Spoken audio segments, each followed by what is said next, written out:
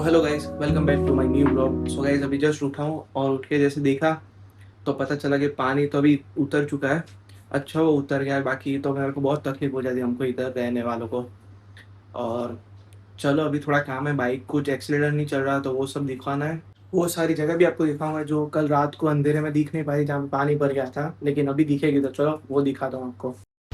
सो ये सारी जगह थी जहाँ पे कल पूरा पानी भर गया था और हम यहाँ से चल के आए थे क्योंकि पूरा रोड पे पानी आ गया था और हमारे घुटने तक पानी था। लेकिन हम इधर से चल के आए थे, लेकिन अभी उतर उतर चुका है। तो चलो अभी पहले बाइक करवाने चलते हैं। और बाइक में थोड़ा कुछ प्रॉब्लम आ गया था एक्सीलेटर में, जो कि